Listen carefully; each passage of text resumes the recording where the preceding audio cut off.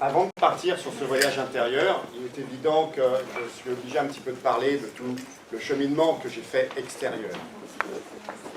On fait de l'acupuncture, on tombe dedans ou pas, je ne sais pas comment sont tombés les autres, moi je suis tombé dedans très petit. J'ai fait ça, voilà, que de l'acupuncture, et j'ai la chance d'avoir été en de bonnes mains, je pense, avec des gens qui m'ont amené à réfléchir un petit peu sur cette acupuncture, non pas médicale, j'insiste, hein, ça n'a rien à voir avec une acupuncture médicale, c'est une acupuncture plutôt de transformation de l'être humain. Mais on sait tous, si vous êtes thérapeute, on sait tous que quelque part c'est le patient qui nous transforme. Nous on l'aide, certes, mais son histoire nous fait avancer, on est obligé de réfléchir, on est obligé de comprendre un petit peu, comprendre dans le sens prendre avec soi, okay, pour arriver à, petit à petit, se dégager de la matière. La matière, c'est-à-dire, c'est le désir de réussir, le désir de trouver toujours une solution, le désir de trouver à toute effet, une cause. Et en fin de compte, c'est l'expérience. L'expérience ou l'âge, vous pourrez dire aussi, certainement, c'est possible. C'est-à-dire que plus on vieillit, plus nos certitudes, plutôt nos croyances, non, je ne supporte pas le truc. C'est gentil, merci. Non, mais c'est pour que l'on entende. Ouais. Vous entendez bien? Si mon ton baisse, dites-le pas. Donc, voilà, c'est nos certitudes, c'est-à-dire que petit à petit, ça s'effrite.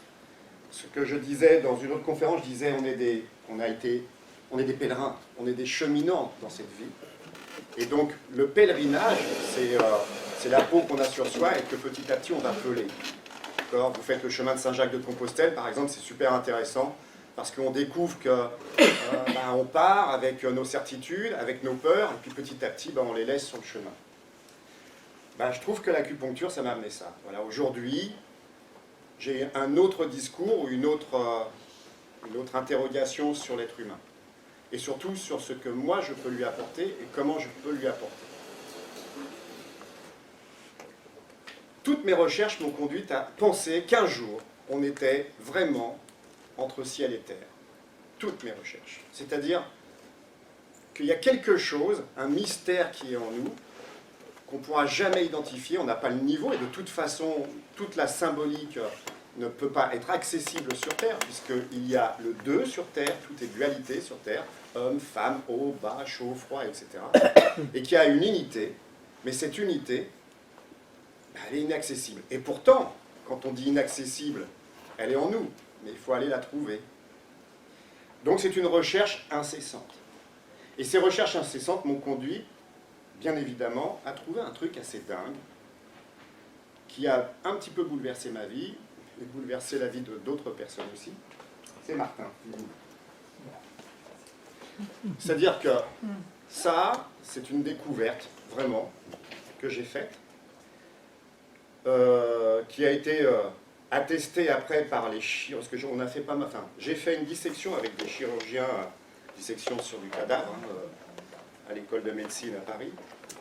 Et quand on leur a montré ça, quand je leur ai dit que ça existait, ça, après ils ont regardé effectivement sur toutes les dissections qu'ils pouvaient faire, et ils ont remarqué qu'on la trouvait toujours.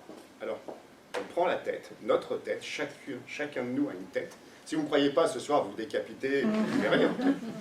Et la boîte crânienne, sous la boîte crânienne, vous avez ça. Okay. Ça, c'est la grande ours. Okay. C'est-à-dire qu'il y a des trous dans la tête qui sont justement des trous qui permettent l'irrigation du cerveau par la dure mère, mais surtout, il y a la grande ours. Je vais vous le faire passer. Buvez pas dedans. Par tort et par Rodin. Donc je les ai marqués au feutre parce que sinon on ne les voit pas bien. D'accord ? Mais sur tous les crânes, vous avez une grande ours. En fin de compte, cette grande ours, c'est quelque part le Ming, c'est-à-dire ce qui nous est donné.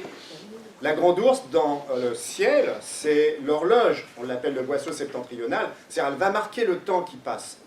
Nous sommes mortels, donc la grande ours va nous marquer une empreinte de mortalité.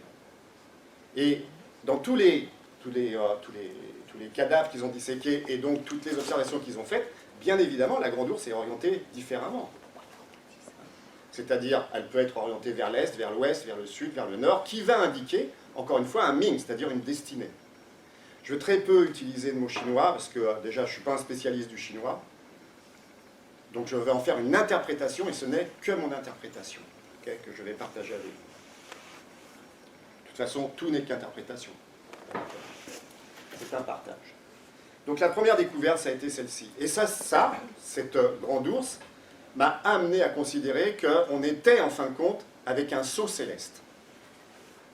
Tous. Ce qui est quand même assez extraordinaire, qui est mystérieux, puisqu'on ne peut pas le voir. On ne peut le voir que lorsqu'on est mort, bien évidemment. Okay. Ou alors, ça pourrait expliquer que les Néandertaliens qu'on a retrouvés avaient énormément de trépanations. On a retrouvé énormément de crânes avec des trépanations. Peut-être, c'est une hypothèse, peut-être tout simplement pour aller voir comment était orientée cette fameuse grande ours qui indiquait bien sûr notre destinée. Première découverte, celle-ci. Deuxième chose dans ma vie, c'est une rencontre avec un alchimiste, et donc d'avoir travaillé l'alchimie. Mais pas l'alchimie dans le sens au départ philosophique. La véritable alchimie, c'est-à-dire vous êtes au fourneau avec, en tentant de faire cette fameuse pierre philosophale, mais au départ une pierre végétale, ou une pierre minérale, ou une pierre animale. Et donc des années à travailler avec l'alchimie. Pour en arriver à me dire, mais non, c'est une pierre philosophale qu'on cherche. Et une pierre philosophale, ce n'est pas une construction, ce n'est pas encore une fois la matière. La philosophie, c'est quelque chose d'assez incroyable. Encore une fois, c'est en nous.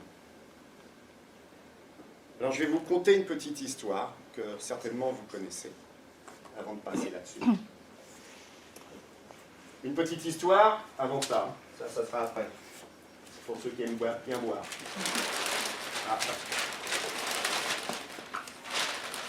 Petite histoire qui commence. Vous savez qu'on a ce qu'on appelle un méridien du cœur. Un méridien du cœur qui a 9 points. Les points sont des associations de caractères, et ces caractères, on peut, selon l'interprétation qu'on a faite de Vigueur, puisque j'avais travaillé sur le dictionnaire de Vigueur pour ça, avoir une réflexion de ce que signifie chaque point. On sait que le 1 cœur, d'après ce formalisme-là, le 1 cœur, c'est la poutre fêtière, c'est-à-dire quelque chose qui est suprême. C'est le 1. Ce fameux 1 qui est inaccessible, c'est ce mystère qui est en nous, et peut-être est-ce tout simplement la grande ours. Ce 1, il est quelque part, je répète, inaccessible. La poutre fêtière.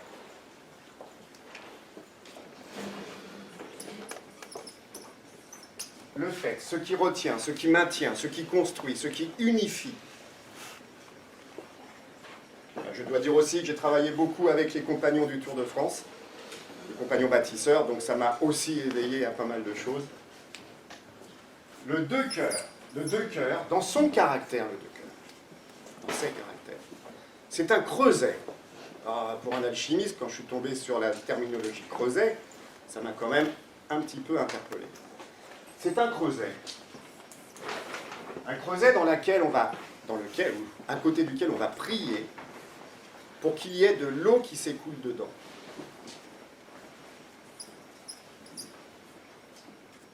Et il y a la prière.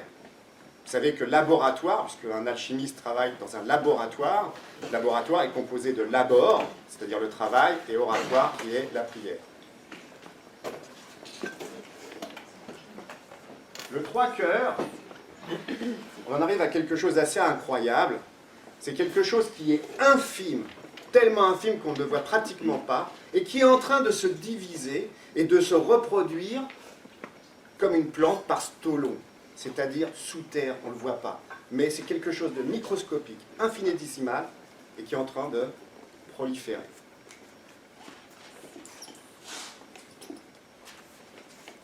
Quatre cœurs. 4 cœurs, de nouveau, il y a une prière dans le caractère.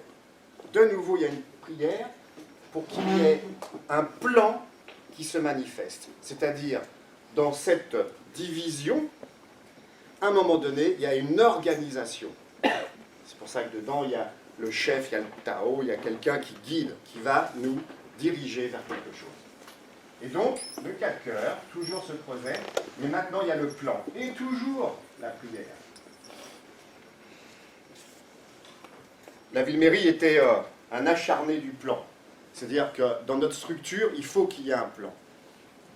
Il y a un plan obligatoirement de développement, il y a un plan organisationnel, il y a un plan dans l'univers.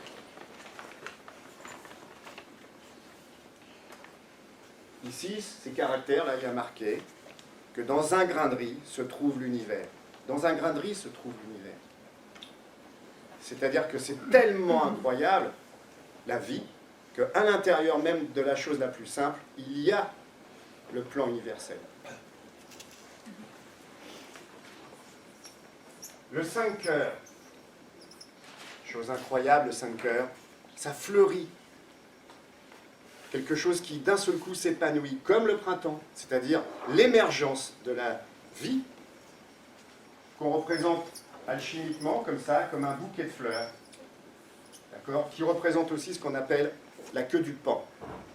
Ceux qui font de l'alchimie, la queue du pan, c'est une étape du grand œuvre, où d'un seul coup, il va y avoir une manifestation de différentes couleurs.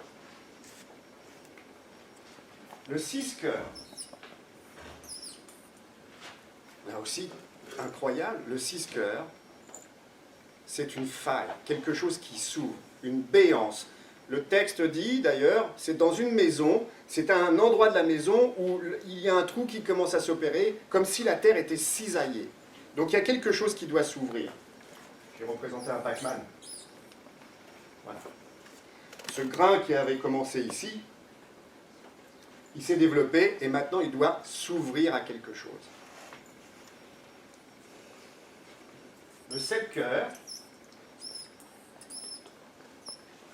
il reçoit les volutes du haut et du bas. Les volutes de fumée ou l'énergie ou des forces supérieures et inférieures. Les forces chtoniennes, c'est-à-dire qui viennent de la terre, les forces célestes qui viennent du ciel. Donc il reçoit les volutes du haut et du bas. Je vais faire le 8 cœurs à côté. Le 8 cœurs, à partir du moment où il a reçu les volutes, alors l'idéogramme représente un homme qui est très important, riche donc, et qui tient un cori. Un cori, c'est un coquillage, mais c'est un coquillage qui montre justement sa richesse et sa puissance. Et puis le 9 cœurs, c'est il jaillit violemment. Il fait irruption violemment. Ce sont 9 étapes du grand œuvre. Mais ces 9 étapes qui sont marquées là, sur le méridien du cœur, eh bien c'est nous. Reprenez. Ici, il y a le 1. Le 1 qui, un jour, fait qu'un couple se rencontre. Le 1, c'est le mystère de la rencontre et de l'amour. Il y a André Comte-Sponville qui a écrit un truc énorme là-dessus. C'est l'amour véritable. C'est pas l'amour possessif, c'est pas l'amour sacrifice. C'est le véritable amour partage. Okay. Donc le 1, c'est une spermie, c'est-à-dire le sperme arrive. En alchimie, on appelle ça la rosée céleste ou le nitre. Mais c'est quelque chose qui va venir irriguer. 2, apparaît la graine. Le 2 cœurs, c'est bien d'un seul coup la graine. Et cette graine qui va se développer, puisqu'on nous dit qu'elle va petit à petit se développer comme les stolons d'une plante. C'est-à-dire, en fin de compte, c'est la morula. D'accord ? On part d'un ovule qui a été fécondé par un spermatozoïde, et puis petit à petit, il va se développer 2, 4, 8, 16, 32, etc., qui va faire, en fin de compte, la morula, puis ensuite, l'œuf. Au 4 cœurs, quand on arrive là, il y a de nouveau une prière qui s'installe. Qu'est-ce que c'est ? C'est que ce embryon, ou du moins cette graine qui est en train de se développer, est un plan organisationnel, c'est-à-dire structurel, pour en faire des êtres humains. Il y aurait un autre plan, ça serait pour faire un crocodile. D'accord ? Nous, on a le plan humain. Certains ont dit qu'on ne peut pas mélanger deux plans. On ne peut pas faire un crocophant, par exemple, hein, c'est-à-dire un crocodile avec un éléphant. Okay. Il y en a qui essayent. Donc, ça, c'est le plan organisationnel qui arrive dans le corps humain à un moment donné dans notre développement cellulaire. 5 cœurs, ça y est. On commence à avoir une structure, on commence à être incarné, c'est-à-dire on commence à voir les formes. Vous savez que dans le développement embryologique, il y a un moment très fugace, hein, parce que je crois que ça dure un jour, même pas un jour, où notre cœur, alors qu'on a les yeux qui se rapprochent petit à petit devant nous, notre cœur passe devant nos yeux. Le cœur va prendre sa place dans la poitrine, pendant ce temps-là les yeux se rapprochent, et à un moment donné, on a le cœur qui passe devant nos yeux. Comme une sorte de jugement intime, c'est-à-dire, voilà, qui je suis, c'est mon cœur, c'est moi, et il va falloir peut-être l'accomplir, cela. Ça, c'est le 5 cœurs, l'incarnation. 6 cœurs, la faille. D'un seul coup, il va falloir que nous nous ouvrions à quelque chose pour recevoir quelque chose. Qu'est-ce qui peut s'ouvrir? On le verra tout à l'heure. Ça ne peut être que le cœur. Donc, mais un cœur qui ne va pas non plus être une pompe cardiaque, mais qui va être tout simplement un cœur qui doit recevoir un principe supérieur. C'est dans ce cœur-là, on l'a vu, on nous l'a montré, on a dit maintenant je l'ouvre comme un trésor, dedans je vais y mettre quelque chose de sacré, je le referme et toute ta vie tu dois le chercher. Voilà. Donc on a un sacré boulot, hein, et c'est pas de métro, boulot, dodo justement. Hein. Notre travail, c'est de réouvrir ce cœur pour aller voir à l'intérieur ce qu'on nous y a mis. Notre propre trésor, notre propre nous-mêmes. Cet cœur, il reçoit les forces d'en haut et les forces d'en bas. L'être humain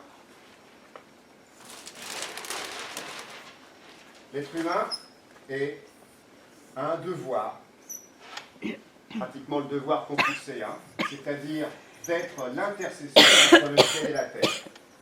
J'insiste souvent dans mes conférences là-dessus, c'est-à-dire que le ciel, dit-on, parle à la terre pendant 6 mois, et la terre répond au ciel pendant 6 mois. Mais notre boulot, pour que ça puisse se faire, c'est d'être nous-mêmes là, d'être juste. C'est pour ça qu'on a des méridiens yang qui descendent, qui viennent amener cette énergie céleste vers le bas, et des méridiens yin qui remontent, qui viennent puiser dans la terre pour répondre au ciel. Donc nous, si on n'est pas bien ici, eh bien on ne participe pas au libre-échange entre le ciel et la terre. Et dans l'acupuncture que je peux, comment dirais-je, dire alchimique, eh bien notre travail, c'est justement de nous libérer de toute notre histoire qui nous alourdit pour de nouveau laisser le passage entre le haut et le bas. Je parle un tout petit peu d'alchimie tout à l'heure. 8 cœurs, on devient un être humain formé avec son trésor à l'intérieur du cœur, sa pierre philosophale. Il est prêt. Il n'attend plus que le jalissement aux 9 cœurs. Donc c'est ce qu'on appelle les 9 mois philosophiques. 9 mois de création humaine, mais 9 mois qui peuvent être entendus comme toute une vie avec 9 étapes. Retrouver l'enfant intérieur. Ça va être cet ouvrage-là. C'est-à-dire retrouver ce que nous étions enfants. On perd notre émerveillement. Et en fin de compte, en devenant un adulte, on y met des raisons. C'est-à-dire on trouve, encore une fois, qu'à chaque effet, il y a une cause, etc. J'aime beaucoup, par exemple, quand on demande aux gens pourquoi les arbres sont verts. Okay, en règle générale, voilà, on sait, c'est la chlorophylle. Eh bien non. Les Chinois répondent, c'est parce que le ciel est bleu et que le soleil est jaune. Et quand on les mélange, ça fait des arbres verts. Donc c'est une autre vision, une vision poétique, une vision qui oublie la symbolique, ou la science plutôt. Est-ce que vous avez déjà pris conscience, une seule fois, que ce que vous respirez, c'est de la lumière transformée par les arbres? Okay. C'est-à-dire que cette lumière, elle a été transformée pour faire de l'air. Et c'est ça qu'on respire. C'est de la lumière. Donc on est des êtres de lumière.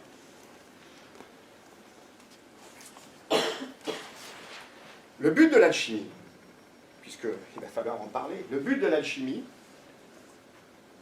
c'est de comprendre que l'unité dont on parle, elle est cachée dans un corps qui s'est formé d'une partie de sel, de soufre et de mercure. C'est pour ça qu'on dit la matière.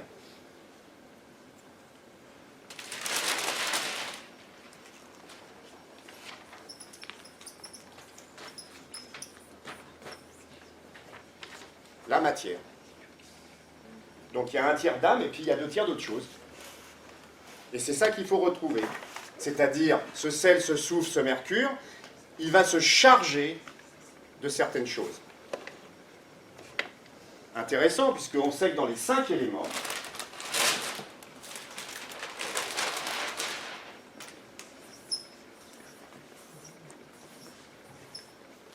il y a ce que les Chinois appellent le radical sec et le radical humide. 2 principes qui sont ce qui nous charge sur Terre. C'est-à-dire, je reviens, le but de l'alchimie, c'est de prendre ces 3 corps, sel, soufre et mercure, l'ouvrir, puisqu'on a vu qu'à un moment donné, ça s'ouvrait dans notre développement, l'ouvrir pour pouvoir extraire ce qu'on appelle les scories, c'est-à-dire le radical sec et le radical humide. Que sont ces scories? Plus on vous dit « Ah, tu ressembles à ta mère ou à ton père », plus ce sont des scories. On doit ressembler à personne, on va ressembler à nous-mêmes. Plus on va faire des actes par rapport aux autres, plus on est chargé de scories. Et donc le but de tout ça, la finalité de tout ça, c'est de l'enlever pour retrouver notre enfance, ce qu'on appelle l'enfançon, c'est-à-dire émerveillé et pur, c'est-à-dire acceptant le miracle de la vie tout autour de nous. Mais pour ça, il va falloir casser, enlever le radical sec et le radical humide. Le radical sec, c'est la terre, ici. Et la radical humide, c'est la terre, et le radical sec, c'est le métal. Ce qui est très intéressant, c'est qu'ils sont représentés tous les deux par un symbole. Le métal est représenté par la tête de mort. Elle est posée sur le... Voilà, la tête de mort. D'accord? Ça, c'est le radical sec. Et le radical humide, c'est le flegme.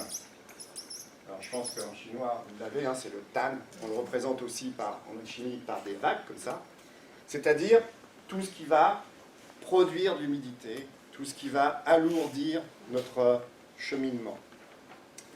Donc, il va falloir se débarrasser de ça. Pas toujours facile, puisque on dit que la Terre, elle a été projetée au sud-ouest, tout simplement parce que c'est une terre égotiste, alors qu'il faut retrouver son centre. Vous savez toujours que vous avez une terre qui normalement est au centre des 5 éléments, enfin des 4 éléments. Ça, c'est la véritable terre. C'est la terre je. Et ça, chacun est je. À partir du moment où on commence à désirer, ce fameux désir dont on va parler, à partir du moment où on désire, on jalouse, on envie, c'est-à-dire on devient envieux, et quand on est envieux, on s'habille envieux d'ailleurs. Donc plus on est envieux, et bien plus la Terre va gicler sur le sud-ouest. Pourquoi? Parce qu'elle va prendre sa place avec le métal, radical sec, radical humide. Et il va falloir s'en débarrasser. Vous allez me dire comment, hein, parce que c'est toujours pareil. Ici, vous avez les 3 autres principes, le sel, le soufre, le mercure.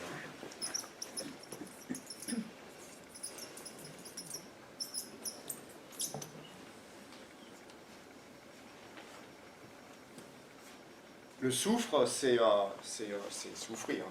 Dire, plus vous avez de feu en vous, plus vous soufflez d'ailleurs. Les gens qui soufflent tout le temps, qui font... c'est qu'ils essayent d'éteindre un feu en eux. Hein. Simplement. Donc, comme ils n'arrivent pas à avoir le feu à l'extérieur, ils l'ont en eux, et ce feu, au lieu de souffler à l'extérieur, ils devraient tenter de souffler à l'intérieur. Et essayer de souffler à l'intérieur, c'est pas si facile. Donc le soufre, ça se voit assez facilement. C'est tous les gens qui vont être agités, qui vont souffler tout le temps. Donc il y a un cheminement. Pourquoi je souffre? Parce que je me suis chargé obligatoirement de quelque chose qu'on appelle le flegme ou la tête morte. En alchimie, pour reconnaître le flegme, on dit prenez une feuille de salade, et Dieu sait si on en a à la cantine, prenez une feuille de salade et vous la mettez dans une boîte et vous la laissez pourrir. Au bout de 2-3 jours, vous allez avoir le flegme qui va se dégager. C'est-à-dire cette humidité qui peut être même puante. Si vous prenez un poisson, par exemple, il est plein d'humidité. Il est plein de ce flegme-là. Donc c'est une énergie qui est assez gluante et qui est odorante, qui peut puer. On appelle ça le flegme, on dit qu'il est l'odeur du pédane. Jamais senti un pédane, mais ça peut être quelque chose. Le métal, c'est facile de reconnaître le principe sec. Vous prenez un clou de girofle, vous le mettez dans une boîte, et vous allez attendre 2 mois, 3 mois, 1 an avant qu'il pourrisse. Il n'est pas chargé de cette humidité. Okay. Mais c'est aussi quelque chose qui nous corrompt. Avoir un corps rompu, c'est être corrompu, c'est donc un corps qui est rompu à quelque chose. On a été rompu parce que, encore une fois, on s'est chargé de certaines choses. Notre histoire. Donc il faut s'en dégager. Je dis toujours, quand on commence à travailler sur soi, il ne faut pas de crédit dans le passé. C'est la règle absolue. Pas de crédit. C'est-à-dire, les choses que vous deviez dire, que vous n'avez pas dites, il faut le dire. Il y a des méthodes, même si c'est trop tard parce que c'est dans un autre monde, etc. Il y a des méthodes, il suffit d'écrire. Il y a des façons différentes de le faire. Mais pas de crédit dans le passé. Il faut s'en libérer. À partir du moment où on dit, on est libre. Donc voilà les prémices de notre voyage intérieur.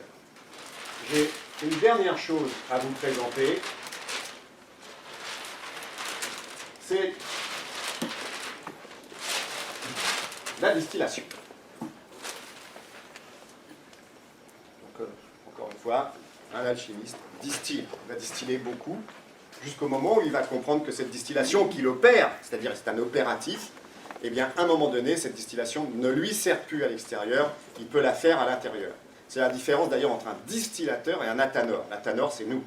Un athanor, c'est quelque chose qui va distiller une énergie pour en trouver la pierre philosophale. Alors, qu'est-ce que c'est? On voit du feu, on voit une boîte, ou du moins un ballon, okay, dans lequel on va mettre le produit que l'on cherche à distiller, c'est-à-dire à obtenir une quintessence, c'est-à-dire la 5e essence, la quintessence, qui va monter dans le chapiteau. Ce chapiteau va venir s'écouler dans ce qu'on appelle un serpentin, qui lui va refroidir. Donc ici, vous avez le feu qui va chauffer l'eau. Donc ça va monter. Et puis de temps en temps, ça va se coller ici, puis ça va redescendre, puis ça va remonter, puis ça va redescendre. Puis à un moment donné, c'est devenu plus léger. Et donc ça va passer dans le col de cygne. Écoutez bien ce que je viens de dire, ça monte, ça descend, ça monte, ça descend. Et à chaque fois que ça redescend, et à chaque fois que ça remonte, ça s'allège un petit peu. Donc notre chemin, il n'est pas linéaire. Il monte et il descend. Il doit passer par des phases de bonheur, être à la bonne heure, être au bon moment, être là. Et il doit passer par des phases plus difficiles. Dans ces phases difficiles, c'est fait pour remonter. Et à chaque fois qu'on remonte, on s'allège. Celui qui veut le bonheur parfait, c'est comme Cyril Javary. Quand il dit un beau temps, ce n'est pas un temps qui reste beau tout le temps. Parce que sinon, vous savez bien que rien ne pousse. Un beau temps, c'est quand il pleut et puis qu'il fait du soleil. Il pleut, il fait du soleil. Nous, c'est pareil. Il faut que notre vie, on l'accueille avec des moments qui sont beaux et avec des moments qui sont moins beaux. Qui sont bien ou non bien. D'accord ? La notion de mal, elle est apparue en 540 avant le Christ. Avant, ça n'existait pas. Le bien et le non bien. Perdons cette notion de dire du mal. Bien ou non bien. Bien, c'est que ça coule de source. Non bien, c'est que ça ne coule pas de source. Bien, c'est quand vous vous sentez allégé. Non bien, c'est quand vous vous sentez alourdi. Mais en sachant que le fait de vous alourdir va vous permettre de vous alléger un petit peu plus. Et donc d'arriver à passer ce col de cygne. Et donc d'arriver ensuite à passer dans le serpentin pour en arriver à être refroidi et tomber dans ce qu'on appelle le vase florentin, c'est-à-dire qui va séparer l'essence de l'eau. Ici, on va avoir une essence, une huile essentielle, puisqu'elle n'a pas la même densité, elle est plus légère. Donc ici, on a une huile essentielle, et en dessous, on a ce qu'on appelle un hydrolat. Reprenons ça dans le corps humain. Ici, j'ai le feu des reins. c'est Yuan Shi. C'est mon énergie essentielle, capitale. Ce feu-là, il m'est donné. C'est un feu incroyable. Et ce feu-là, il va chauffer ce que l'on mange. C'est ce qu'on met à l'intérieur de la boîte, là. L'alimentation s'appelle Kuchi. Le fait de le chauffer, eh bien, on va arriver à ce qu'on appelle une essence avec l'air qui va se mélanger ici, avec Yuan Shi. Kuchi, c'est l'énergie de la nourriture. Yuan Shi, c'est l'énergie de l'air. Désolé si c'est en watt, c'est pas en pinyin. Je suis un vieux de la vieille, donc je parle toujours en watt. Et ça va faire une énergie pure. Mais attention, regardez où ça passe. Ça passe dans le serpentin. Qu'est-ce qui refroidit dans notre corps? Ce qui refroidit dans notre corps, c'est le poumon. La fonction du poumon, c'est de refroidir. C'est de brumiser en refroidissant. Donc la respiration va nous permettre, justement, quand vous faites Qigong, quand vous faites n'importe quelle méditation, où vous commencez à mettre votre conscience sur la respiration, alors vous commencez à refroidir quelque chose. Et généralement, on en arrive à la méditation parce que dans notre vie, on ne se trouve pas très bien, on est dans une souffrance quelconque, et donc la méditation par la respiration consciente au départ, puis petit à petit inconsciente, va permettre de refroidir, de calmer l'agitation interne. Pour en arriver ensuite à deux essences qu'on appellera, je vais la mettre Wei et Rong, c'est-à-dire l'énergie de défense et l'énergie nourricière. Donc ce distillateur, en fin de compte, eh bien les Chinois nous l'ont expliqué depuis le début. Quand on fait de l'acupuncture, les premiers cours que l'on a, c'est comment se fabrique l'énergie de défense et l'énergie nourricière. Voilà, vous avez le matériel maintenant pour partir sur un petit voyage intérieur.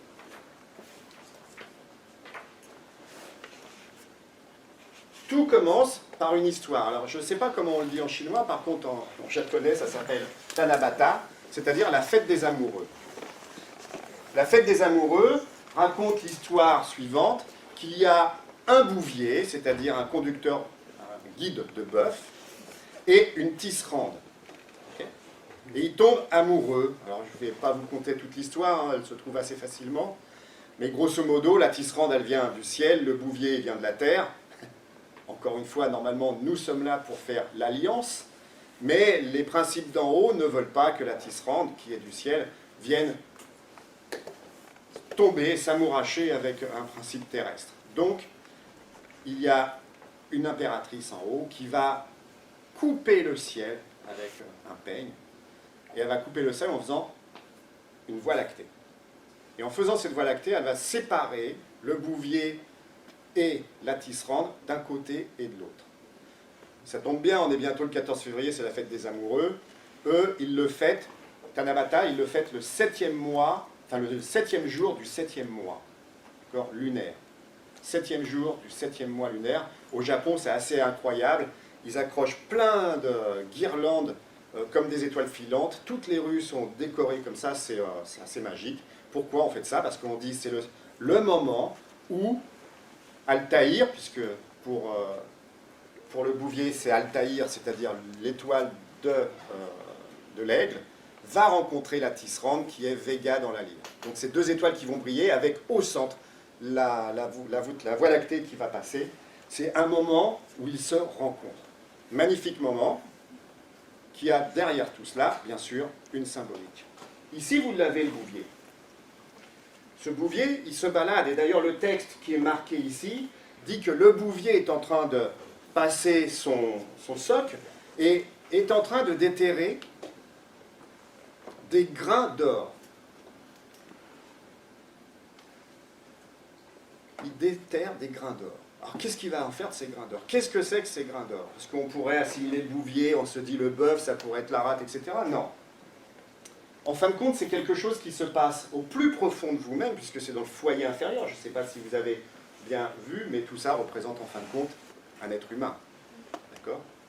Donc dans le foyer inférieur, quelque part dans ce foyer inférieur, il doit y avoir, au plus profond de soi, et on peut déjà commencer à savoir où c'est, dans les intestins, puisque vous savez que dans l'intestin, c'est quelque chose qu'on dit, c'est dans les ténèbres qu'il y a la lumière.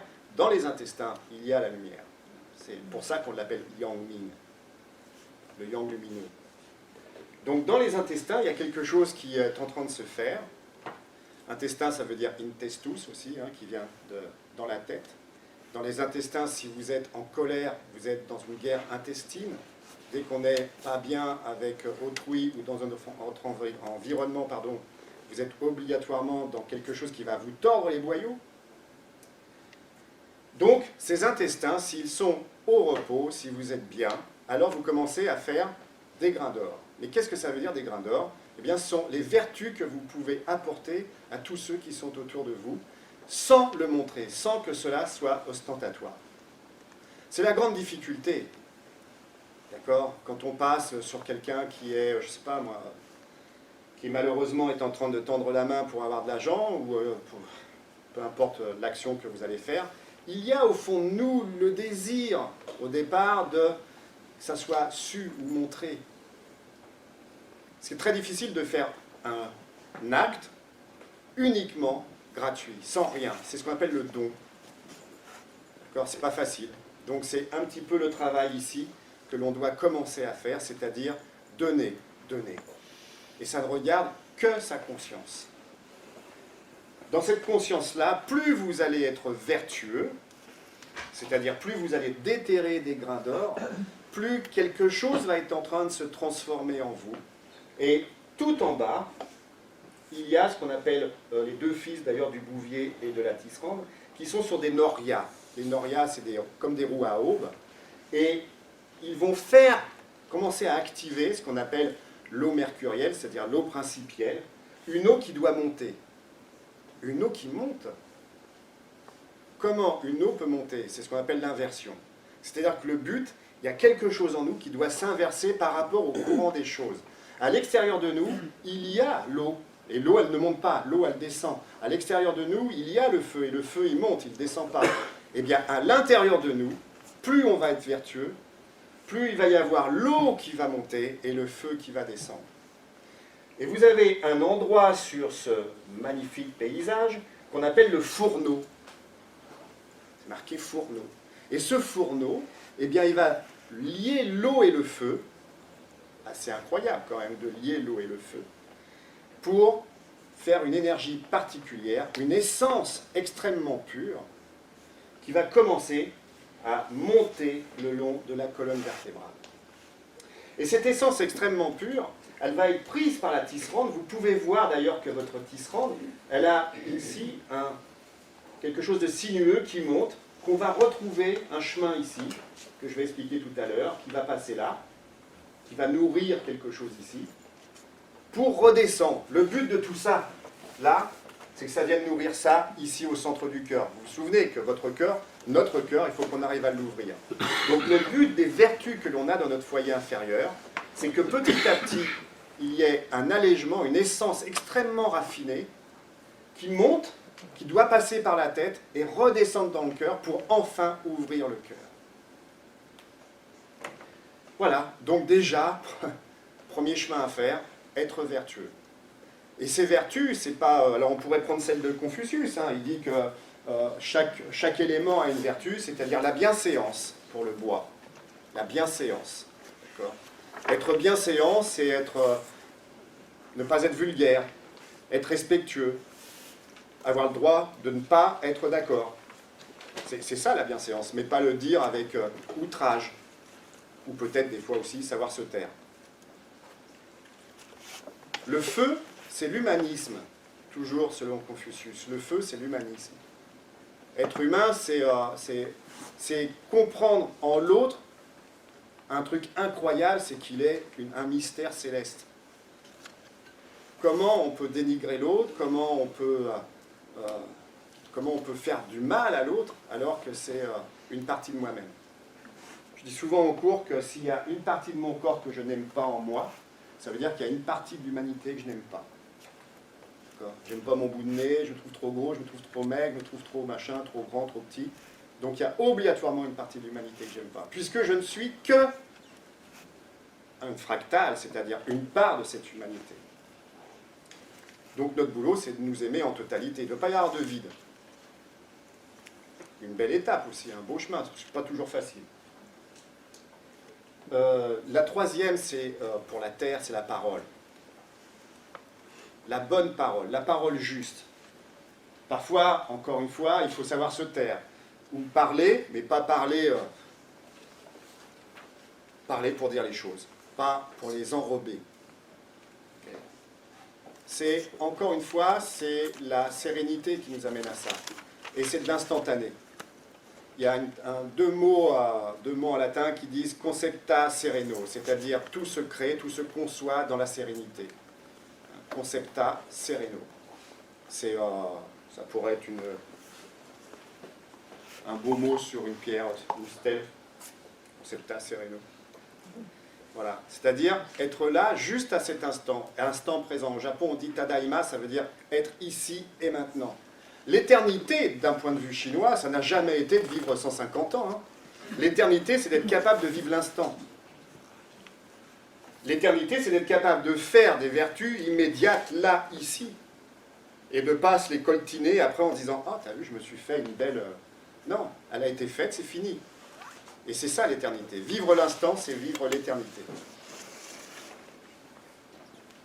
La parole, donc je dis pour la terre, et pour le métal, je l'ai oublié, ça va me revenir.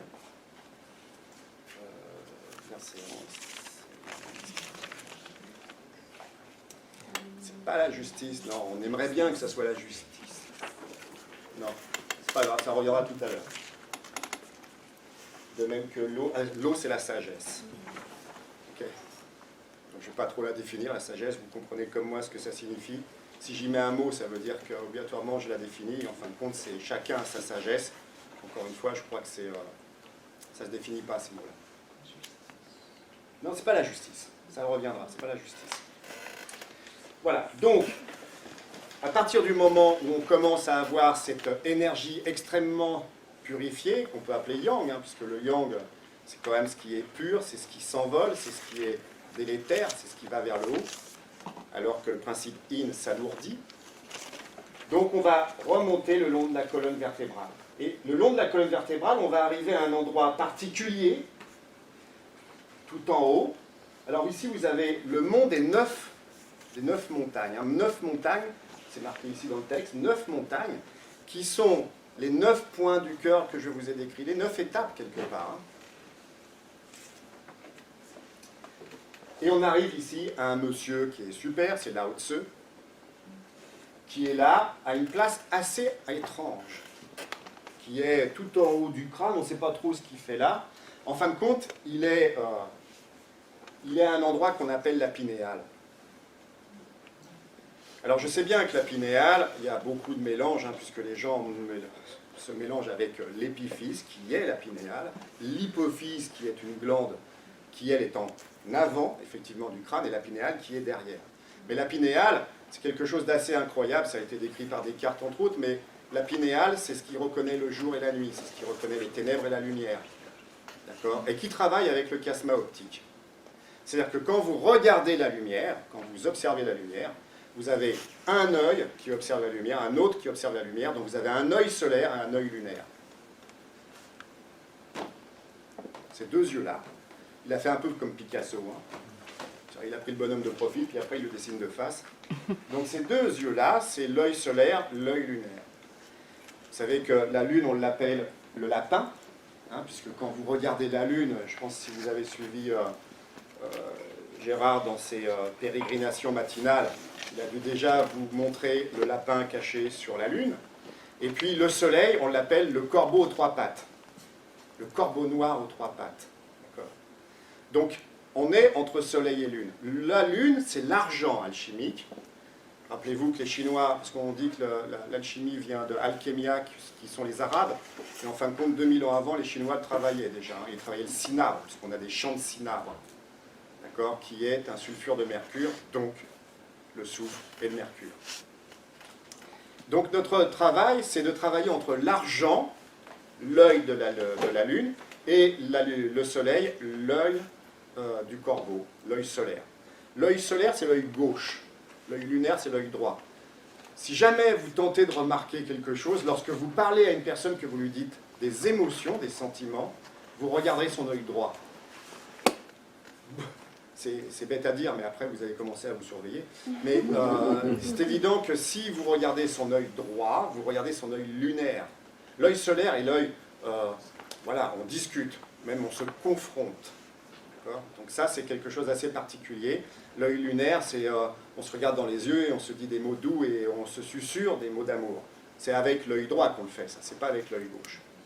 Et dit-on que le mieux, bien sûr, c'est de travailler avec le troisième œil, c'est-à-dire le yin trang. Et ce yin trang, ici, il est magique, puisque c'est une projection de la glande pinéale.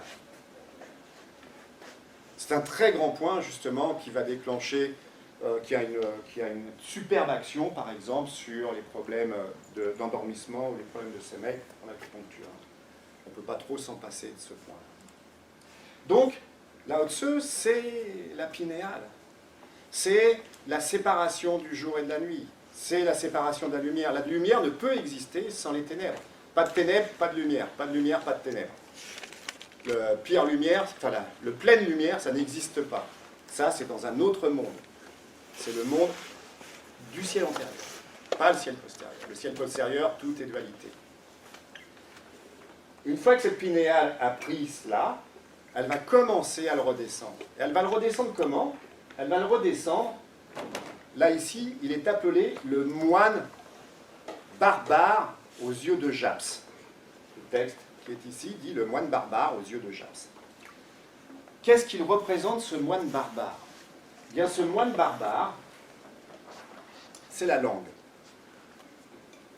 C'est-à-dire que la langue, elle va avoir une position dans la bouche pour que ce méridien ici qu'on appelle le Dumai et celui-là qu'on appelle le Renmai puissent se connecter.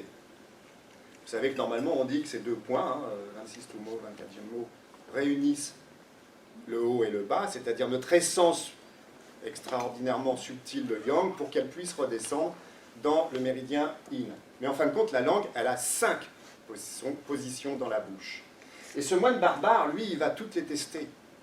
Parce que chaque position de langue va éveiller un des éléments bois, feu, terre, métal, eau que l'on doit travailler. Imaginons que je prenne les sentiments classiques que vous connaissez. Je vous rappelle qu'on tente de travailler notre vertu, et quand on veut travailler une vertu, il faut bien sûr qu'on travaille soi-même sur nos émotions profondes et cachées. Ici, bien sûr, vous avez la colère. Ici, le mot joie est un petit peu mal traduit, me semble-t-il. C'est plus le désir. Dès que je désire, vous savez que dans le chapitre 1 du Sowen, il est dit que nous ne devons faire aucun travaux fatigants et inutiles, et que l'homme se fatigue inutilement à cause de ses désirs. Bon, donc pas de travaux fatigants inutiles, il faut envoyer quelqu'un d'autre faire les courses. C'est chiant. D'accord? Mais c'est utile. Donc pas de travaux fatigants et inutiles, c'est vraiment la clé de voûte de notre comment dirais-je, santé. Et bien sûr, ne pas succomber à ses désirs. Succomber à ses désirs, plus on a des désirs, plus on en veut. Voilà. Donc à un moment donné, il va falloir arrêter ce cercle que l'on dit vicieux pour arriver au cercle vertueux, de commencer à donner. En cours, je dis au premier cours, je dis aux élèves, quand vous rentrez chez vous, à chaque fois maintenant, vous jetez quelque chose qui est dans votre maison. C'est très important, l'acte, vous jetez. Alors au départ, on va jeter ce qui ne sert à rien, puis à un moment donné, on se dit, qu'est-ce qu'on jette maintenant? Eh bien, ce n'est pas jeter, en fin de compte, le but. C'est de ne plus être attaché. Voilà, vous devez être attaché à rien. Et il y a une très belle histoire avec Lao Tzu qui perd sa femme, l'empereur vient le voir et lui dit mais je pensais vous voir en pleurs et tout, et là vous êtes en train de taper sur une gamelle et de chanter à tue-tête. Il lui dit mais avant que je la connaisse, j'étais heureux. Pendant que je l'ai connue, j'étais heureux. Pourquoi maintenant qu'elle n'est plus là, je serais malheureux? Bon, il a atteint la sagesse. Okay. Mais quelque part, c'est peut-être aussi notre but, ce détachement. Inverser les processus. Je crois le maître mot est là. Inverser les processus, toutes les croyances qu'on nous a mises dans la tête en disant il faut qu'il y ait, après une séparation, il faut qu'il y ait une peine, etc. Qui le dit, ça? Pourquoi le vivrions-nous comme ça? C'est des enfermements. D'accord? Il faut arriver à nous ouvrir à autre chose.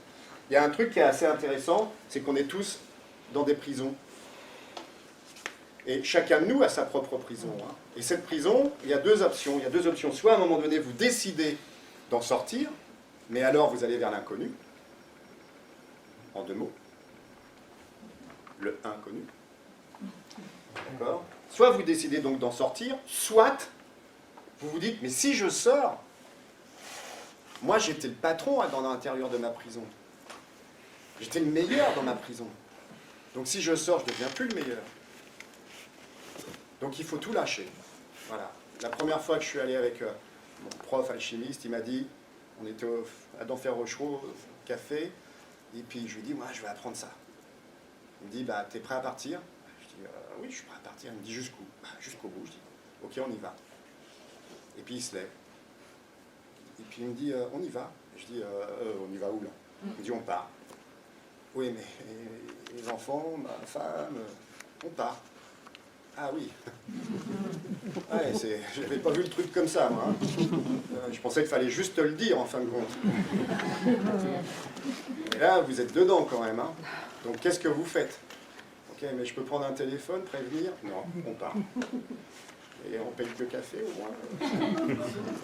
Donc, ça, ce moment-là, je m'en souviendrai toute ma vie, parce que c'est un moment extrêmement incroyable. Vous êtes totalement débranché de tout. C'est-à-dire que vous avez quelqu'un qui vous dit, on part. Et il ne sait pas, vous ne savez pas où vous allez aller. Mais vous êtes obligé de tout décrocher. Donc, en fin de compte, entre, ouais, je sais, je suis capable de décrocher, et vraiment le faire, il y a un monde. Pardon? Vous l'avez fait? Eh ben oui. Sinon, je ne serais pas là aujourd'hui comme ça, à parler d'alchimie. Mais en fin de compte, on a fait 20 mètres. C'était pas au bout du monde. Le truc, c'est de le faire. D'accord? Le truc, c'est de se lever de cette petite terrasse de café bien sympathique et de dire, bah on y va. Alors, j'y suis allé avec des petits pas au départ. Hein, et puis, comme il marchait vite, bah, j'ai commencé à dire, bon, on y va. Il m'a dit, bon, c'est bon, on peut retourner.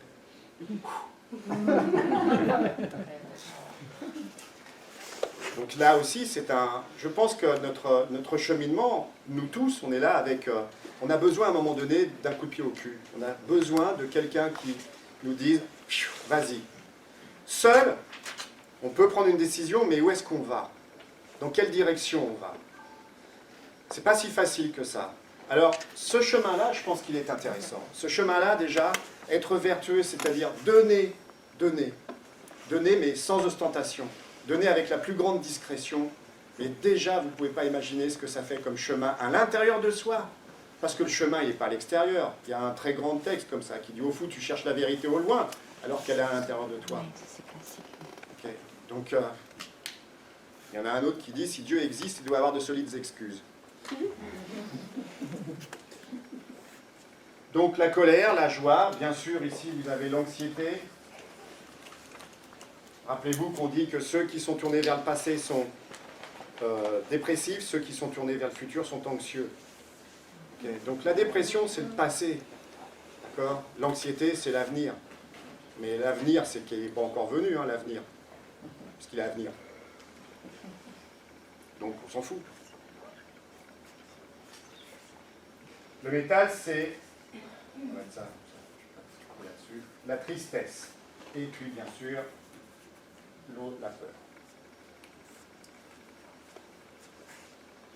Donc, notre positionnement de l'âme, en fin de compte, c'est comme le temple de Delphes. Connais-toi toi-même et tu connaîtras l'univers et les dieux. Qui êtes-vous? On sait très bien, je le dis tout le temps, quand le patient arrive en cabinet, de toute façon, c'est un menteur. Il ne dira jamais la vérité. Parce qu'il a son fond à lui, son fond très profond, son histoire. C'est évident que personne ne va dire ce qu'il a au plus profond de lui-même. On a un endroit caché, que seul chacun d'entre vous connaît. Et encore. Non, je pense que si. Avec un peu de... on se pose et puis on se dit, mais qui je suis réellement? Qu'est-ce que j'aime? Qu'est-ce que je fais? Pourquoi je le fais comme ça? Ça va assez vite. Il y a des choses encore plus profondes qui sont difficiles à verbaliser. Ah ben c'est ça, je n'ai pas de les verbaliser. Non, mais... Ah, justement. Là encore, c'est la verbalisation, c'est un leurre. D'accord? C'est un piège verbalisé. C'est le vivre à l'intérieur de soi. Mais des fois, on ne met pas de mots. Des fois, c'est juste une intention, une sensation que y a un petit Roland à l'intérieur de moi de... Si l'autre il n'était pas là, ça serait pas mal.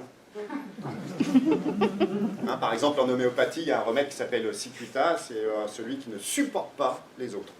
Il ne veut plus voir personne. S'il pouvait exterminer la planète entière, il serait bien. Donc ça, c'est un bon remède homéopathique pour les gens qui ont tendance à vouloir tout détruire autour d'eux. Mais il ne s'agit pas de verbaliser. Je vous ai mis ça pour simplifier. Mais des fois, il faut juste le vivre. Où est-ce que j'ai le plus mal? Est-ce que j'ai mal là? Est-ce que j'ai mal là? Ou est-ce que j'ai mal dans les tripes? D'accord? Vous avez bien sûr aussi les organes. La peur, c'est au élément eau. Donc c'est rein et vessie. Si ça va, j'ai fait des cystites ou je fais des choses qui touchent, le système urogénital, il y a de fortes probabilités que tout ça, il y ait une petite peur sous-jacente. Si je suis toujours bloqué, j'ai des problèmes de rhumatisme, des fibromyalgies, que j'ai des problèmes de crampes ou autres, c'est bien sûr le foie qui est là avec sa colère. Donc on n'est pas obligé d'identifier par les émotions, mais on peut identifier par les pathologies que nous-mêmes on vient à l'intérieur de nous, qu'on n'est pas obligé d'aller voir un médecin pour cela. Des fois il y a des vieux trucs qui sont là, et ça va très bien, on a l'impression d'aller très bien, ça n'empêche qu'elles existent. Il faut les accueillir, il faut les recevoir. Donc, à partir de là, on peut se dire que si je mets ma langue dans une certaine position, je vais pouvoir faire en sorte que ces deux méridiens se conjoignent, s'associent, ce qu'on appelle les noces chimiques, d'ailleurs, hein, avec un Y chimique, les noces chimiques de telle façon que Lao Tse puisse continuer le chemin qui lui a été donné pour aller nourrir, tout à l'heure on le verra, le cœur. Donc je vais vous donner les positions des langues. Pour ce qui est du bois, pour ce qui est donc de l'élément bois, la position de la langue, c'est sur le palais dur. Vous savez qu'on a le palais, on a le début du palais, il est dur, le fond du palais, il est mou. D'accord? Donc il faut aller, je vais pas le faire, il faut aller coller le bout de la langue contre le palais dur. Okay. Quand vous faites ça, en fin de compte, vous associez deux courants énergétiques, deux courants vibratoires, deux courants de lumière, comme vous voulez, mais qui ont une particularité, c'est que ça va alimenter au niveau du bois.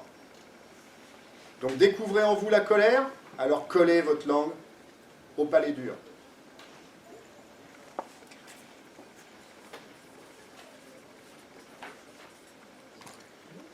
Le feu, le feu c'est simple, on dit c'est la queue d'hirondelle qui se met dans la serrure d'or. Vous avez le trou postérieur entre les deux incisives supérieures, trou postérieur entre les deux incisives supérieures, vous collez la pointe de votre langue dedans. Ça c'est le feu. C'est-à-dire tous vos désirs quelque part, tout ce qui vous conduit à désirer, tout ce qui nous mène à jalouser ce qu'a l'autre au lieu de s'en réjouir. D'accord? Parce qu'encore une fois, si l'autre l'a, je ne peux qu'être heureux, puisque s'il l'a quelque part, je l'ai. Ça fait un peu communiste, ça, peut-être. Oubliez cette phrase. Mais c'est important de comprendre qu'à partir du moment où vous n'êtes plus dans le désir, ou si vous avez l'émergence du désir qui arrive, collez la queue d'hirondelle dans la serrure d'or. Okay. Pour ce qui est de la terre, il va falloir aller coller le bout de la langue sur le maxillaire inférieur. Donc il va falloir la retourner pour aller coller en bas. Okay? En bas, le plus bas possible et le plus reculé possible. Donc dès que vous êtes dans une anxiété, dès que vous êtes envahi par quelque chose, et que le fait d'être dans des problèmes digestifs aussi, hein, parce que la terre, l'anxiété nous amène à avoir des problèmes digestifs. Un estomac qui ne digère pas bien, un désir, parce que là on va parler de désir fugace mais régulier de sucre. Okay?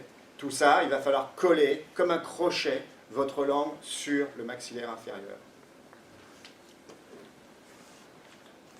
Pour ce qui est du métal, le métal, votre langue, vous devez fermer les dents et les mettre non pas dans le trou des incisives supérieures, mais dans la jonction des dents du foyer supérieur, enfin de la mâchoire supérieure et des dents de la mâchoire inférieure.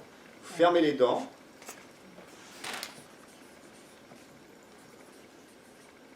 Et vous mettez votre langue au centre de ça. Okay, mais il faut fermer la bouche. Il faut aussi qu'elle soit, des fois, celle de devant, c'est derrière. Pardon? Les dents du haut ne touchent pas forcément pile poil les dents du bas. Des fois, c'est un peu avant. Bah oui, c'est pas grave. Excusez-moi. Oui, on parle bien pas des animaux, là. Hein. Non, non, mais bien évidemment, quand je ferme la bouche, enfin, quand je ferme les dents, il y a des dents qui ne se touchent pas, bien évidemment, mais c'est pas grave. L'essentiel, c'est de fermer et de mettre sur la rainure. D'accord. Ok. Dedans, oui, oui. Oui, oui. Alors, Sur l'arrêt des dents. là, on l'a pas faite, celle-là. Ah, elle est pas mal, hein. Cela dit, tu vas faire l'essai. Tu sors la langue, tu mords très fort et tu me dis si tu es encore triste après cela.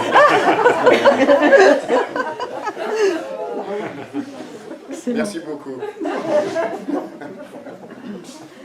Et enfin, bien sûr, pour l'eau, il va falloir aller sur le palais mou. Donc, vous avez le palais dur devant, le palais mou, il est postérieur. Il faut aller coller la pointe de votre langue sur le palais postérieur. Okay, ce palais mou. Et ça, dès que vous êtes dans un accueil, puisque le but c'est de les accueillir, ces émotions, c'est pas de les rejeter. C'est ça qui est absolument incroyable, c'est que toute notre vie, on entend, je l'ai dit, je sais plus quand, on entend toujours lutter, combattre, etc. Mais non, il faut aussi être dans l'acceptation. Ça peut se faire, comment s'appelait-il? Gandhi, d'accord? C'est cette rébellion non violente. Voilà, on peut être dans cette dynamique-là, toujours, plutôt que de toujours dire « Non, mais je n'ai pas peur. Donc si je ne veux pas avoir peur, il faut que je fasse des arts martiaux. » Par exemple. D'accord? Donc, c'est pas ça, hein. C'est les accueillir pour que petit à petit, elles soient aussi fugaces. Le texte du Soen est magnifique. Il dit que les émotions, c'est comme des nuages dans le ciel. Hein. Ils apparaissent, puis ils doivent disparaître. Si jamais vous êtes là en train de vous dire « Ah, il est là », plus vous allez être là à vous dire qu'il est là, plus vous le créez. On l'a tous vécu, ça. Moi, j'ai fait pas mal d'arts martiaux. Quand je montais sur le tatami, je me disais, pourvu qu'il n'y en ait pas un qui me tombe dessus aujourd'hui et qui me casse l'orteil. Bon, bah, il me cassait l'orteil. D'accord ? Donc, quelque part, on sait très bien que si on se fragilise émotionnellement, alors on ouvre des portes à quelque chose. Hein.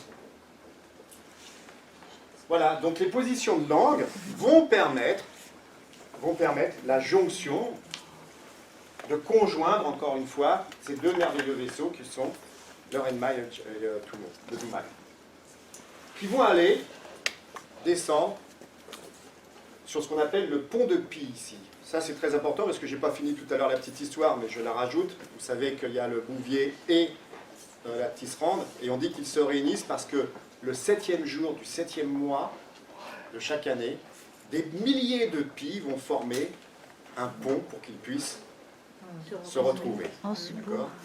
Donc, c'est absolument génial, ça s'appelle le pont de Pi. D'accord ? Et ce pont de Pi va nous amener à descendre ici, ce que vous voyez, le pharynx, la pagode à 9 étages. On retrouve le 9 avec les 9 points, bien sûr, du cœur, mais le 9 étages, où il est dit qu'ici est enfermé un secret. Hein. Dans le texte, là, il est marqué « Ici est enfermé un secret ». Qu'est-ce que ce secret ? Eh bien, ce secret, en acupuncture, beaucoup on le travaille, enfin, beaucoup, je ne sais pas, mais en tout cas, moi je travaille, c'est la salive. La salive, c'est incroyable. Quand vous allez commencer à positionner vos langues d'une certaine, enfin, votre langue d'une certaine façon dans votre bouche, il est évident que vous allez commencer à augmenter la salive. Vous allez saliver de plus en plus puisque vous tirez la langue, donc ça va tirer sur les parotides, sur les sublinguales, etc. La salive, c'est un liquide précieux. Précieux. Hein. C'est-à-dire que ce liquide-là, il a la capacité, puisque la salive appartient à la rate, en médecine chinoise, et la rate, c'est celle qui distribue la quintessence. Donc la salive, elle est capable d'amener une énergie, une coloration, si vous voulez, une nourriture spécifique à chaque organe. Donc il va falloir, je ne vais pas vous expliquer ça parce que c'est un petit peu long, mais il va falloir déglutir d'une certaine façon. Tout ça c'est marqué encore une fois dans le Sowen, hein, c'est le chapitre 72 du Sowen pour ceux que ça intéresse. Pardon? Ici, il faut savoir. Il faut savoir, mais ouais, mais il faut parler du Ming Tang, etc. C'est un peu long. Je ne sais pas. S'il faut savoir. Le savoir.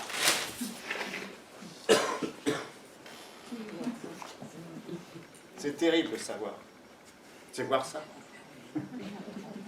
Et alors du coup, si on voit ça, on ne voit pas autre chose. C'est ça qui est difficile. Ça serait bien qu'on finisse le voyage. Oui, on va finir le voyage.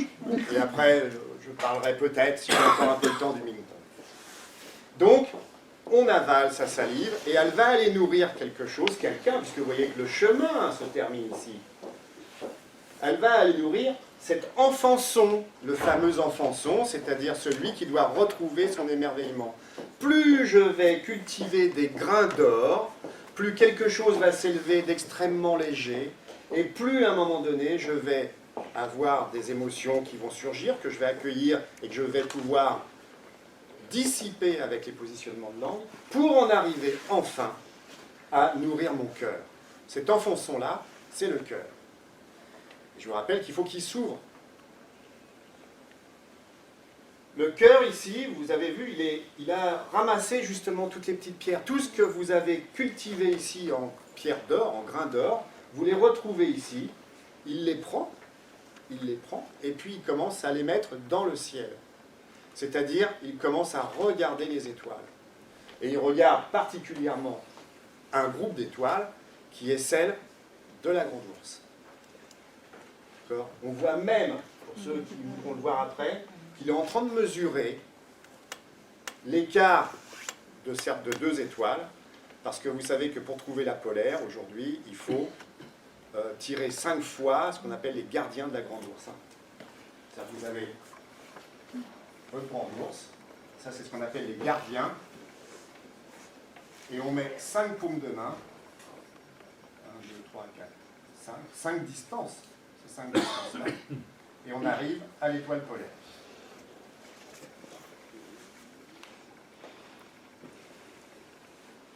Ça s'appelle le boisseau septentrional, hein, c'est-à-dire la mesure du septentrion, la mesure du temps. La grande ours, c'est la mesure du temps qui passe. Encore une fois, pourquoi il nous indique ça? C'est parce que même si le temps passe, l'être vertueux vit l'instant. Et donc il n'est plus soumis aux contingences du temps par la grande ours. Et qu'est-ce qu'il fait à partir de là, s'il n'est plus soumis à la contingence du temps? Ce qu'il va chercher, c'est plus la grande ours, qui est la marque du temps, mais c'est la polaire, qui est Tai-I, c'est-à-dire l'unité. Et notre quête, quelque part, c'est d'accepter d'aller voyager vers l'unité. Qu'on ne franchira uniquement à notre mort, mais il faut s'y préparer. Vivre, c'est mourir un peu chaque jour. C'est une philosophe qui s'appelle Anne Osmond qui a dit ça. Vivre, c'est mourir un peu chaque jour. Mais mourir, c'est se délester. Nous sommes chargés de plein de choses quand on est. Et donc notre but, c'est d'avancer pas à pas, comme le fait, puisque c'est marqué dans le texte ici, tout en bas, les deux enfants du Bouvier et de la Tisserande, qui disent petit à petit, nous progressons pas à pas. Donc chaque jour que je fais, chaque jour, je me déleste de quelque chose pour me présenter devant la grande porte, afin justement d'être léger. Et de ne pas arriver avec tout un pataquès, que ça soit de possession, ou que ça soit d'histoires non digérées, non comprises, non dites. Bref, les crédits dont on n'a jamais parlé. Voilà, donc ce voyage, il est super intéressant. Il est bien sûr une interprétation, je vous l'ai dit, une interprétation par rapport à l'alchimie, puis par rapport à mon histoire de vie au travers de l'acupuncture. Est-ce qu'elle est vérité? Elle est ma vérité. Est-ce qu'elle est votre vérité? Je vous invite à la découvrir vous-même. Ce qui est une chose est certaine. Je pense que dans toutes les traditions, tout le monde le dit, c'est qu'on est bardé de croyances. Voilà. Et qu'il ne faut pas hésiter à aller les casser, peut-être comme l'avait fait moi ce maître alchimiste qui m'avait dit on y va. Il faut peut-être trouver le moyen à un moment donné se fragiliser. Ce moment de fragilité, c'est un moment absolument magique. Parce que vous n'êtes plus dans le temporel, vous n'êtes plus dans le passé, puisque vous dites bah, je suis obligé de tout quitter, vous n'êtes pas dans l'avenir, puisque de toute façon vous ne savez pas où vous allez, donc vous êtes dans l'instant. Est-ce qu'il y a des questions? Oui, ce voyage, il s'appelle comment? Alors c'est Nei Jin Tu. Je vais l'écrire à côté, toujours pareil, je l'écris dans mon orthographe Kawa. C'est bon? Parfait, si j'ai l'aval. Et ça, c'est chinois? Ah oui? Parce que vous parliez du Japon tout à l'heure. Oui, mais parce que le Japon, le des chinois, transpositions. vous savez que même la Chine, pourtant les Chinois sont extrêmement fiers, hein, mais il y a des Chinois, enfin les anciens Chinois disaient, si vous voulez connaître la vérité, ou du moins l'origine de tout cela, même de la Chine antique, de ce mystère qui était l'acupuncture, parce que l'acupuncture à l'origine elle est chamanique, hein, elle n'est pas autre chose. D'accord? Elle n'a jamais été ce qu'elle elle est devenue aujourd'hui. Hein. Les premiers qui ont fait de l'acupuncture, c'est des chamans qui étaient tellement en harmonie avec la nature, c'est tellement aligné et tellement unité, pratiquement, pas unité, mais presque l'unité. Ils avaient ce qu'on appelle un cheng, c'est-à-dire une calebasse dans laquelle il y avait 9 tuyaux sonores. Okay, et au début du printemps, ça amène une énergie spécifique. Lui, il prenait la calebasse et il soufflait dedans. Ce qu'on appelle les tuyaux sonores. Et son souffle, son chi, il soufflait naturellement le chi de l'univers. Et donc, il donnait une note. Le consultant qui était malade arrivait, et lui, il lui donnait la calebasse, il soufflait dedans, il faisait ouh. Donc, il lui disait, il faut descendre. Ou celui qui arrivait, qui faisait ouh, ben, il fallait monter. Et il ne piquait pas. Il parlait au chêne du patient. Le chêne, c'est la conscience. Avant, on se soignait avec la conscience. On était tellement proche de cette nature que c'était la conscience qui permettait de nous guérir. Aujourd'hui, on est tellement déconnecté de la nature. Même là, on a des chaussures, on a du béton, on n'a pas de connexion avec cette nature. C'est pour ça que ça nous fait du bien quand on part en vacances, quelque part, parce qu'on se remet le pied dans le sable ou sur la terre. Ou, voilà, on reprend un peu, on observe un petit peu ce qui se passe. On n'est pas dans la folie humaine. Je ne sais pas comment c'est ici, mais je viens de Paris, la folie est pas mal. D'accord ? Donc voilà, ce qu'il faut, c'est accepter de comprendre que l'acupuncture, à l'origine, de toute façon, elle est tellement vieille qu'il n'y avait pas d'aiguille. D'accord ? Donc après, on a commencé à dire qu'on piquait avec des aiguilles de pierre. Alors là, ça a été un fast-track. Il y en a qui disaient c'était avec des aiguilles de glace, d'autres qui ont dit c'est des aiguilles de silex. Après, on a inventé les aiguilles de bois. Okay, tout ça, je suis d'accord, hein, mais au départ, c'était le souffle. Et c'est pour ça que le chi, normalement, c'est le souffle, c'est pas l'énergie. On soigne, on est comment dirais-je, des descendants du chaman. Mais maintenant, si on dit qu'on est chaman, alors c'est sûr, il n'y aura peut-être pas exercice illégal de médecine, mais ça va être vite fait avec une plume quelque part, quand même. Hein. C'est ça le problème. Voilà. Donc, qu'est-ce que vous faites? Je suis chaman, bonjour. Mais pourquoi pas? Voilà. De toute façon, encore une fois, qu'est-ce que c'est, quoi? Quel est les mots que l'on met et pourquoi ces mots perdurent? Ce sont encore des croyances. Okay, c'est toujours pareil. Nous sommes tous, je parle de 40 ans d'expérience de clinique, hein, on est tous issus de notre père et notre mère, des deux êtres qui nous ont construits, ceux en qui on devrait avoir le plus confiance. Et parfois, tout ça, ça ne se passe pas très bien. D'accord ? Donc ces moments-là, ce moment absolument incroyable, fait que peut-être je vais me construire un peu bancal et je vais commencer à manquer de confiance. Vous arrivez avec un 14 et votre mère ou votre père dit 14, tu aurais pu avoir 17 quand même. Okay, donc voilà, ça commence. On peut faire mieux. Je sais que le mieux est l'ennemi du bien, sauf que je ne connaissais pas ce proverbe à l'époque. Voilà. Donc on s'accroche à tenter d'être l'image de ce que les gens voudraient projeter de nous. Le véritable enseignement, me semble-t-il, ce n'est pas la scolarité telle qu'elle est enseignée aujourd'hui. Hein. Le véritable enseignement, et je pense que, je vois qu'elle est là, Karine, c'est des gens comme elle. Voilà, c'est ça le véritable enseignement. C'est-à-dire une expérience de vie, parce que généralement, on sait très bien qu'à l'école, c'est des gens qui n'ont pas trop d'expérience de vie, hein, c'est des scolaires. Donc une expérience de vie, et puis voilà, aller à l'intérieur de soi, pas aller encore une fois à l'extérieur de soi. On est constamment tourné vers l'autre, vers l'extérieur. Il faut inverser le processus, il faut se retourner, il faut avoir un regard intérieur. Le regard intérieur, ça demande des années et des années. Si on l'apprend petit, je pense que c'est beaucoup plus facile. Voilà. Donc je vais parler du Mingtang.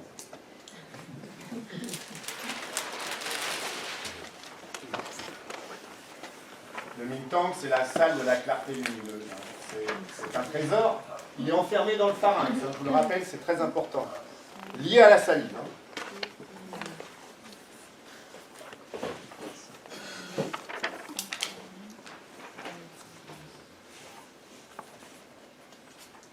Donc le carré magique, ben voilà, ça fait 15.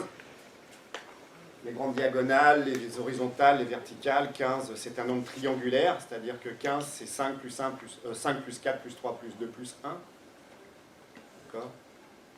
C'est-à-dire que 15, c'est l'émergence du 5 qui s'est développé. Donc les 5 éléments se développent dans les 15. Mais 15, c'est aussi les 7 étoiles de la Grande Ourse dont j'ai parlé, plus les 8 vents sur Terre. J'en ai pas parlé des 8 vents, mais on est orienté sur Terre. Par la Grande Ourse qui nous a été donnée, notre Ming nous a orientés dans une des directions. Nord, sud, est, ouest, nord-ouest, sud-ouest, nord-est, sud-est. D'accord ? Donc il y a une des 8 directions qui a été donnée, qu'on représente aujourd'hui par les trigrammes du roi Wen. Ces trigrammes, ce sont les 8 directions. Donc il y a 8 directions sur Terre, les 8 vents, qui sont des vents qui peuvent devenir pathologiques d'ailleurs, entre parenthèses. Donc 8 vents et les 7 étoiles de la Grande Ourse. Nous sommes, je vous l'ai dit, entre le ciel et la terre, entre les 7 étoiles de la Grande Ourse et les 8 vents. Ce qui fait 15. Et donc, ce Mingtang ici, ça appartient à l'élément bois.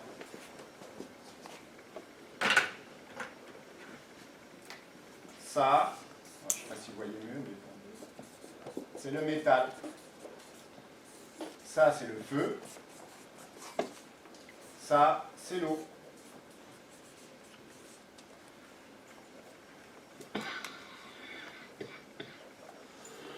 Toujours, les Chinois sont des astucieux dans leur enseignement.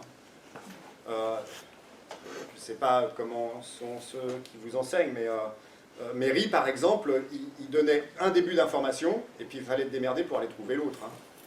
Dans le Sowen, c'est un petit peu pareil. On vous dit un truc, on dit, tiens, il n'a pas parlé du yin. Il parle que du yang, il ne parle pas du yin. Alors, soit vous dites, c'est peut-être parce que ça n'existe pas, soit vous dites, peut-être que c'est à moi d'aller chercher maintenant. Il fonctionne énormément comme ça. C'est-à-dire, je te donne un truc, mais je ne te le donne pas entièrement. Tu le prends comme tel, tu te débrouilles avec, mais peut-être que derrière, il y a quand même autre chose. C'est cette recherche aussi, parce qu'en tant qu'enseignant, là, pour le coup, on sait très bien que si moi, je fais le chemin, vous avez l'impression que ça va vous aider, mais pas du tout. Au contraire, encore une fois, c'est savoir. C'est-à-dire, je vais vous montrer qu'une partie de la réalité. Et il faut que vous trouviez la vôtre. Donc, il y a un chemin de votre part à faire aussi. C'est pour ça que je dirais certaines choses, mais pas tout.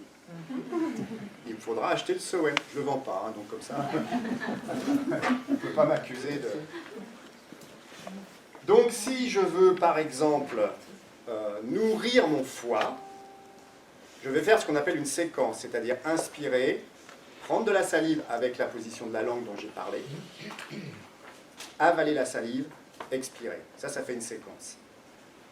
D'accord ? Donc, on a vu que le bois, il fallait mettre la langue sur le palais dur. D'accord ? Donc, si je veux faire une séquence, ça veut dire inspire avec la langue sur le palais dur, amène la salive, avale, souffle. Ça va ? C'est ce qu'on appelle une séquence. Pour nourrir le foie, il faudra faire la séquence 8 fois. Donc vous allez demander au patient de faire 8 fois. Et faisant ça, il va charger, pour ceux qui prennent les poux, si vous avez un bon doigté, vous verrez que sans poser d'aiguille, rien que ça, vous verrez votre foie ce qu'il va faire. Voilà. Tout ça, encore une fois, c'est le chapitre 72 du Sowen. Donc ça veut dire, pour ceux qui, le Sowen, c'est, enfin ceux que j'ai, moi, c'est de traduction de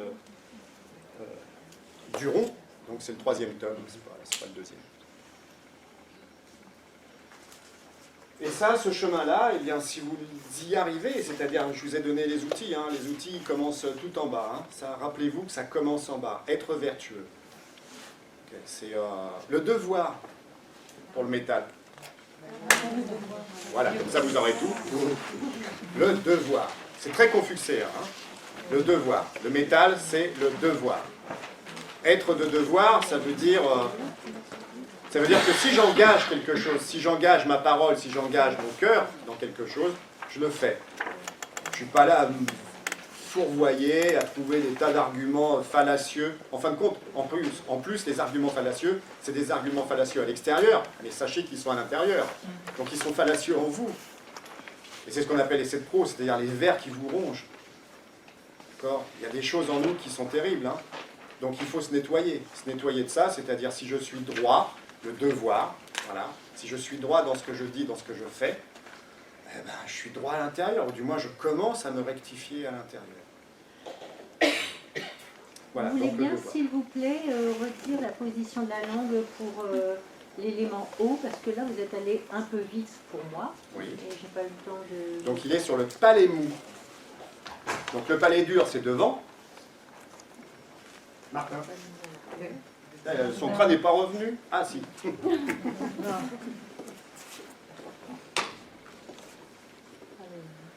sais pas si vous le voyez. Ici, c'est le palais. Voilà, je vais vous le faire passer. Il y a le palais dur qui est devant, et derrière, il n'y a plus rien. D'accord? C'est là qu'il faudra mettre la langue pour l'eau. Ok? C'est juste la mettre, il ne faut pas appuyer. De toute façon, ça peut être un petit peu douloureux au départ, hein, quand vous le faites, parce que ça va tirer, je vous ai dit, sur les glandes parotides, sur les sous-linguales, donc obligatoirement. Et le but est de faire venir la salive. Okay. Et dernière petite question, l'eau correspond à, comme le métal, le devoir correspond à... Sagesse. Sagesse. La sagesse. C'est pour ça que je dis, qu'est-ce que la sagesse? Chacun doit trouver sa définition. Pareil, en alchimie, on dit, si tu veux faire le voyage, il faut que tu saches ce qu'est ton idéal. Eh bien, réfléchissez à cette phrase. Hein. Si tu veux faire le voyage, il faut que tu saches quel est ton idéal. Mais un idéal n'est pas un but. Un but, ça s'atteint. Un idéal, c'est quelque chose qui est inatteignable et qui est du domaine de l'humanité. Un idéal. Donc quel est votre idéal? Qu'est-ce que vous voudriez apporter à l'humanité, à l'univers? Rappelez-vous, hein, le grain de riz, ici, le petit grain. Dans ce petit grain de riz, il y a l'univers. Donc, cette petite chose-là. Parce que, bien qu'on soit des êtres extrêmement intelligents, on n'est pas capable de créer, on est capable de modifier, mais on n'est pas capable de créer, même créer un grain de riz. Il faut qu'il y ait l'étincelle du mystère là-dedans. C'est le Schwan. C'est même plus haut que le Schwan. C'est un mystère. C'est même l'innommable, puisque dans la pensée taoïste, il y a un moment donné, on parle du ou. Le ou, c'est l'innommable. C'est quelque chose innommable, voilà. On ne sait pas. D'accord? L'univers, comment s'est-il créé? Ben, on dit qu'il s'est créé, à un moment donné, il y avait l'immobilité, et de cette immobilité, ça s'est mis en mouvement, ça a bougé. Et dès que ça s'est mis en mouvement, alors il y a eu la création. Il y a une réflexion aussi qu'on doit tous, à un moment donné, avoir. Une réflexion que je vous invite à avoir. Vous connaissez tous ça, d'accord? En disant que, voilà, ça c'est la partie rouge, par exemple. Et ici, vous avez du rouge. Et ça c'est noir, et on dit il y a une partie du noir, donc une partie de la goutte noire qui est venue ici se mettre dans le rouge. Et puis il y a une partie du rouge qui est venue se mettre dans le noir. Étonnant de dire ça, quand on réfléchit. Parce que l'acupuncture ancienne, encore une fois, stipule, et ça c'est partout, la règle du mouvement. Oui ou non? C'est le mouvement. Notre quête, elle est dans le mouvement. Même assis, hein. Une quête assise, c'est pas de problème. On peut méditer, être assis et être en mouvement. Donc notre quête, elle est de bouger, d'avoir le mouvement. Ce qui veut dire que s'il y a un mouvement, il y a obligatoirement un déséquilibre. Essayez d'être là, debout, de marcher. Vous ne pouvez pas. Pour marcher, il faut que je me mette en avant et que je sois en déséquilibre. Et à partir de là, il y a le mouvement. Donc une réflexion. Si ça, on dit que c'est 50-50, grosso modo, ben, ce n'est pas le mouvement. Et quand même, c'est super bien décrit le tai chi, parce qu'on vous dit qu'au départ, il est noir, tout noir. Et on dit que dessus, on doit voir la virgule rouge, mais on doit voir ici le liseré noir qui est tout autour, pour bien montrer que le feu est apparu en deuxième. Exactement comme le Ming-Tang. 1, c'est l'eau, c'est le noir absolu, ce sont les ténèbres. 2, c'est le feu, c'est la lumière. Donc 1, c'est le noir, 2, c'est le rouge qui apparaît. Et après? Eh bien après, c'est la loi de la thermodynamique si on prend la physique aujourd'hui. Hein. Après, c'est le rouge qui donne de l'énergie au noir. Et ça n'a jamais été du noir qui donne de l'énergie au rouge. Et ça fait que petit à petit, le rouge va diminuer, c'est l'énergie du feu, c'est l'énergie du Hanshi qui petit à petit va donner au yin, c'est la page 4 du Sowen. Donc il ne faut pas aller trop lire loin quand même. Hein. Page 4. C'est le feu qui donne au yin, et à un moment donné, ce feu s'épuise. Donc on dit quand le yang est épuisé, le yang meurt, le yin se cache aussitôt. Ça c'est le texte. Quand le yang meurt, le yin se cache aussitôt. Donc il y a une réflexion que je soumets à votre sagacité. Ça, c'est hyper important, c'est-à-dire que c'est ça qu'il faut qu'on maîtrise, c'est ça qu'il faut qu'on dompte, c'est ça qu'on ne doit pas libérer par excès. C'est ça que le cœur doit ne pas s'épuiser, puisque si le cœur a des désirs, c'est ça qui l'épuise. C'est le fameux tableau, vous savez, les 10 tableaux il y a un bœuf, un taureau sauvage, et puis il y en a un qui vient le dompter. Et on voit ces 10 tableaux où petit à petit, il est enchaîné le taureau, et puis il y a le dresseur qui est là, qui le maintient, premier tableau, et puis le deuxième tableau, petit à petit il va commencer à le contrôler, et à un moment donné il lui enlève la chaîne, et plus il le contrôle, plus on voit la couleur du taureau qui devient de noir, qui commence à passer à blanc. Jusqu'au moment où il est totalement libre, et celui qui l'a contrôlé, qui l'a dompté, il est assis dans l'herbe, le taureau est tout blanc et broute à côté de lui. Et la dernière image, il n'y a qu'un paysage. Tout le monde a disparu. D'accord ? Mais disparaître n'est pas être mort. Hein. Il s'est transformé, c'est la transmutation. Donc voilà, ce feu-là, c'est le feu du désir aussi. C'est toute notre énergie yang, ou notre yuan-chi qu'on va petit à petit épuiser. Aller en boîte de nuit, faire du step le soir avec les colores roses et puis les flux. Plus vous allez faire du step le soir, plus vous allez épuiser vos reins. Plus vous épuisez vos reins, plus vous allez être dans votre feu qui va être obligé de tirer de l'énergie, plus obligatoirement vous allez souffrir. Donc il va falloir que vous soyez tranquillisés avec ça. À vous de réfléchir sur ce tai chi parce que l'équilibre, ça n'a jamais été un principe ni alchimique, ni taoïste, ni acupunctural. L'équilibre, c'est la mort. Hein. D'accord ? Les choses en équilibre sont toujours mortelles. Parce que les choses en équilibre ne peuvent aller que vers le déséquilibre.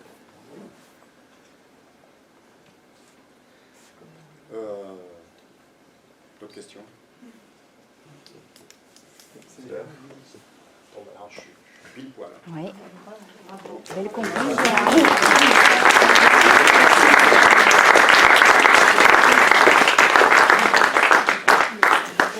Merci bien, Maman Martin.